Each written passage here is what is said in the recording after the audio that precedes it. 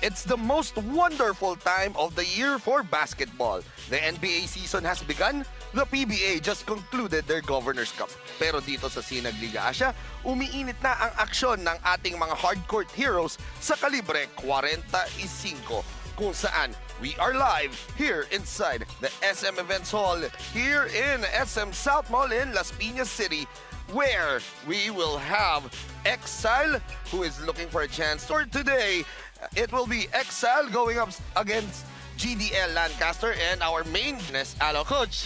It's day 2 of the semifinal round, and we are so excited for this game.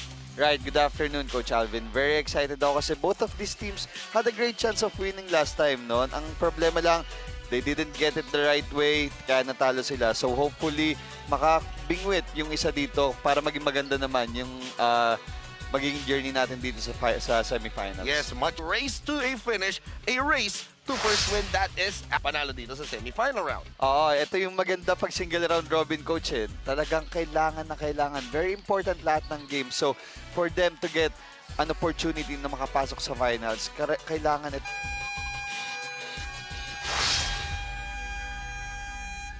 Good evening, SLA fans, and we're coming to you live inside the amazing SM South Mall, Las Piñas City. Welcome to Sinag Lakas Calibre 45 Playoffs. This is presented to you by Sinag Liga Asia and co-presented page and YouTube channel and powered by Converge. Day 2 of the semi-final round, Exile and your GDL Lancaster. And now it's time to meet the starting lineups of the protagonist. First for your Exile.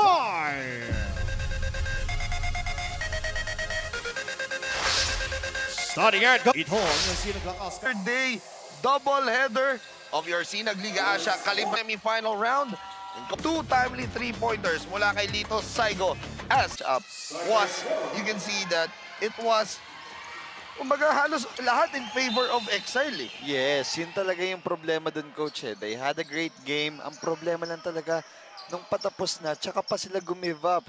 And at the same time, hindi lang napakita dito sa stats, yung turnovers talaga. Yes. Yun yung talagang as we Naging difference. Yes, as we saw earlier, the field goals shooting from both squads. Terzo with 10, Palma with 10, and again, timely hits by andun siya sa part siya nung nasa bench. But again, he was why fix if 8 broke? Yes. Di ba may kasabihan tayo sa ganyan? Here is Art Oliveros. Art. A pass to the corner. The shot, no good. Meltdown dito kay Hasterso. Diba? They are on a lead. Tapos maganda pa yung pinapakita ng team niya. That may be the reason kung 5 remaining here. So let's see if that emotional outburst nito ni Terzo can be a positive or a negative for GDL and Castor moving forward. The pass inside to Andayan. Naku, nawala yung bola. Here's Del Rosario. Del Rosario moving in. Pass to Joel. Joel, that's his spot. That's his money shot. yeah, Because again, they need to win these 2 games. Kasi importante na ganda. Ganda. Ganyan.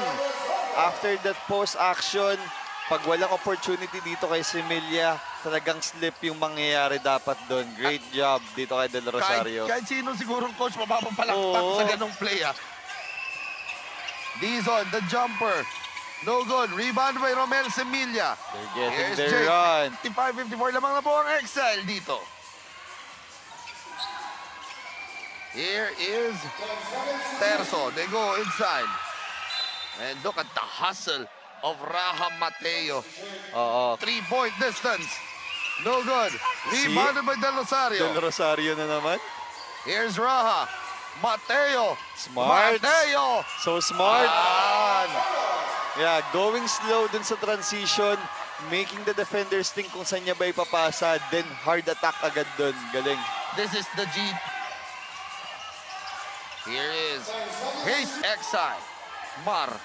The pass. Extra pass. Del Rosario. Galing. Exile. Mar.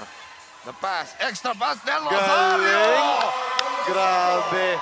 The way these guys in white are playing, yan yung kailangan nilang ipakita hanggang sa fourth quarter. Lahat nagtatrabaho, led by this guy, Del Rosario. Ang ganda ng pasok niya dito. Great job on Coach Hubert. Maganda bigla yung gising nung halftime na yun. And Exile putting on a Sinag Liga Asia Calibre 45 semifinal round.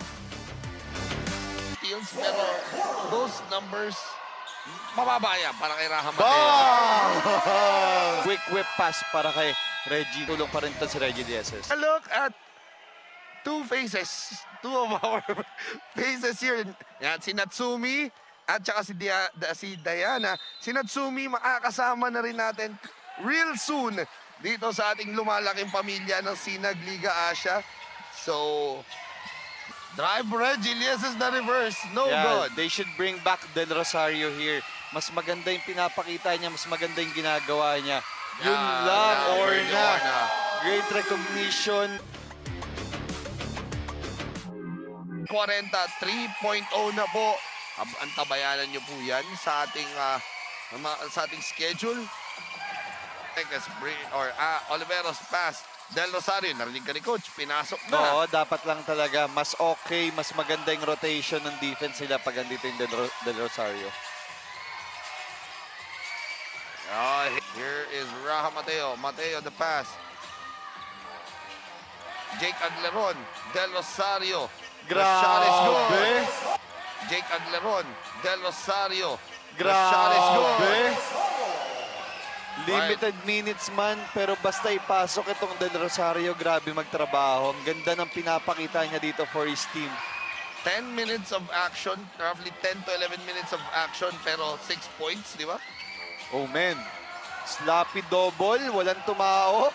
Oh, ito, inside. Yun Romel lang, Semilla. anong nangyayari sa GDL?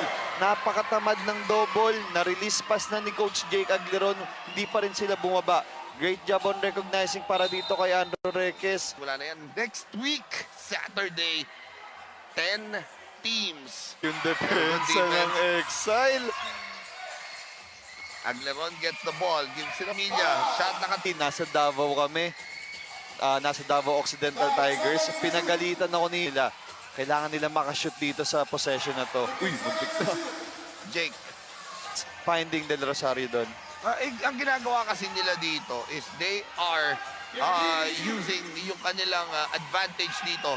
Sa taas yan niya magbabakbaka mamaya. 0-1 for both squads here. Coach Leo Isaac overseeing everything here. Kanina naman nandito, nakita na rin na rebound. And that will be it here. A big 70 in this second half of action, limiting them to only 22 points combined in that second half of action for GDL Lancaster, Coach Aaron. Possible, yan yung naging resulta. Again, our final score, 78-6. It was a great, kumbaga masterclass of how to play good offense and to how to play. And Coach, adaptability talaga. Hindi nag-workout para sa Exile yung game nung first half. Nung pagdating ng second half, talaga nagtrabaho.